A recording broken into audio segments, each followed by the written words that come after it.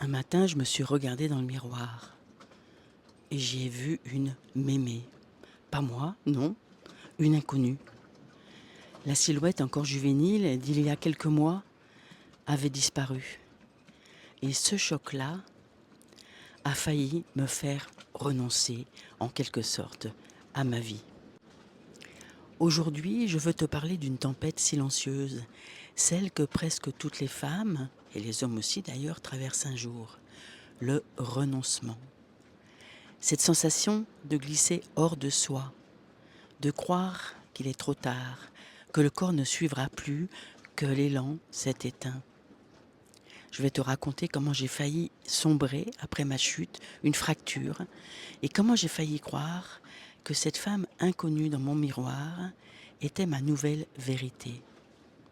Je vais aussi te partager ce qui m'a réveillée, qui pourrait te réveiller aussi, ce qui m'a ramené à ma base et comment j'ai traversé mes ombres, les miennes, celles de ma lignée, pour retrouver ma vitalité.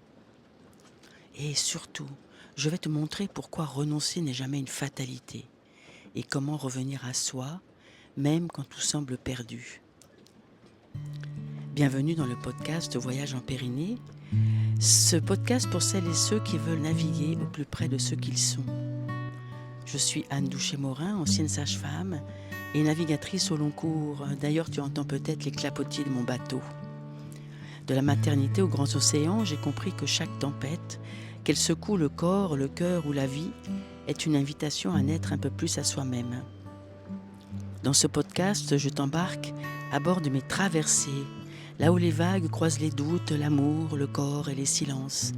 Nous y parlons d'ancrage, de Pyrénées, de mémoire et de métamorphose. Bienvenue dans cette mer intérieure, celle qui te ramène à ta vraie puissance. Ce matin-là, en effet, dans ma salle de bain, je lève les yeux et je me fige.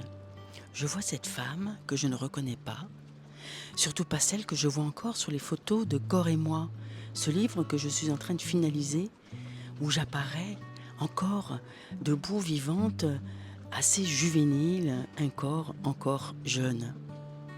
Je regarde la maquette de mon livre, puis le miroir, et je me dis « Oups, mais comment ai-je pu ne rien voir ?» Tout cela s'est joué en une seule journée. J'ai fait une chute violente, une fracture du col du fémur, et mon corps qui m'a lâché, comme un élastique qui pète. Et puis avec lui, finalement, cette phrase insidieuse, « C'est normal, Anne, tu vieillis ». Cette phrase-là, peut-être tu te reconnais, elle nous tue un peu, beaucoup de l'intérieur. Elle nous invite à renoncer avant même d'essayer. Elle ouvre la porte à la terrible résignation. Parce que ce renoncement, ce n'est jamais un moment. C'est une marée, c'est une lente descente. Et puis, comme moi, tu te surprends à penser, c'est normal, j'ai presque 60 ans. Oh, je ne retrouverai jamais ma vitalité, c'est trop tard. Et nous glissons doucement, sans bruit, sans vraiment se rendre compte que nous quittons notre corps. C'est exactement ce qui m'est arrivé. Et j'ai vraiment failli m'installer dans ce renoncement, dans une vie un peu plus petite, un peu moins enjouée, une vie rétrécie. Et puis, il y a quand même eu ce kiné, celui qui, en me rééduquant, en m'aidant à essayer de me relever, m'a dit « Oh, votre bassin est bloqué, encore ? Ça devrait être différent. Bon, à votre âge, c'est normal. » Et dans un moment de fragilité, une phrase comme ça, venant d'une autorité médicale, qu'est-ce qu'elle fait ? Elle tire vers le bas. Elle nous colle comme une étiquette. Et finalement, les années passent et tu ne t'en débarrasses pas vraiment. Heureusement, j'ai eu l'instinct, ou peut-être la nécessité intérieure, d'aller voir un autre chirurgien. Ayant été opérée en urgence, je n'avais pas eu de visite post-opératoire. Il s'agissait d'un ami de mon réseau, un jeune, qui m'ausculte. Il sourit et il me dit « Oh, Anne, votre hanche a une laxité magnifique pour votre âge. » Et moi, je me suis dit intérieurement « Oh, ben merci le yoga !» Ce regard sans jugement sur la mémé que je voyais dans le miroir, cette reconnaissance de mes ressources, cette phrase-là, bing, elle m'a réveillée. Elle m'a remise debout. Elle m'a rappelé qui j'étais. Sortir du renoncement ne se fait pas en pensée. Cela se fait dans la chair.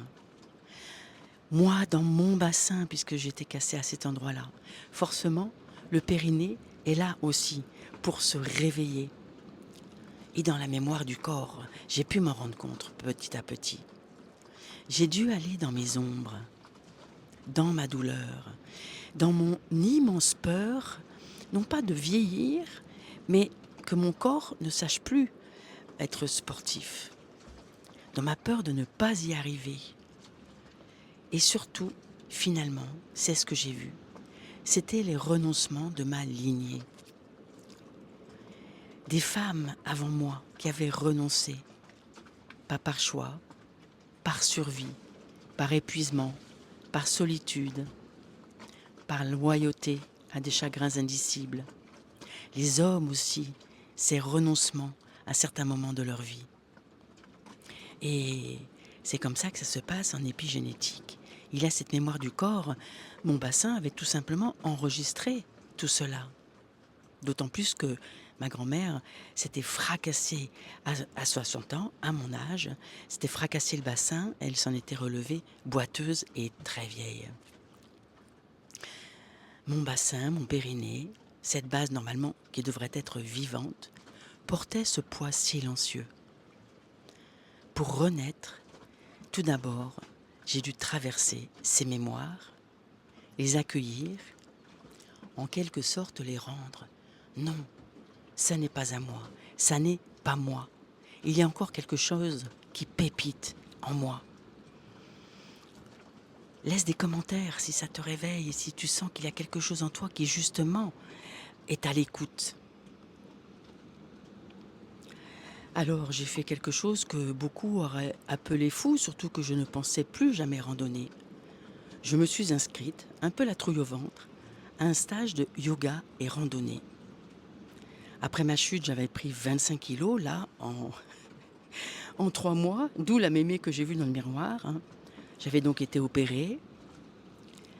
Et la trouille au ventre, j'ai marché, j'ai soufflé, j'ai grimpé, j'ai râlé, j'ai pleuré et j'y suis arrivée. Et il y a une photo de moi, victorieuse, quand je suis allée jusqu'au bout où le groupe en partie avait abandonné. Il y avait encore 15 minutes pour arriver tout au sommet. J'y suis allée, à mon rythme, lentement, mais j'y suis arrivée. Et ça a été une première victoire. Et puis j'ai décidé de jeûner parce que faire des régimes pour perdre 25 kilos, c'était vraiment pas mon truc. Et cela faisait des années que je voulais expérimenter le jeûne. Ça me paraissait la seule voie possible pour moi pour commencer à me batailler avec mon surpoids et relancer ma vitalité. Et j'ai fait plusieurs séjours. J'ai continué sans me juger. Ça a marché. Aujourd'hui, dans mon voyage en bateau, je marche beaucoup, je vais beaucoup randonner et j'ai monté 500 mètres de dénivelé avec une joie nouvelle dans le ventre, en soufflant un peu, mais pas tant que ça. Alors si je n'ai pas retrouvé mon ancien corps, j'ai retrouvé quand même mon corps. Je me reconnais maintenant dans le miroir. Le renoncement n'est pas une faiblesse. Ce n'est pas un manque de volonté. Ce n'est pas toi.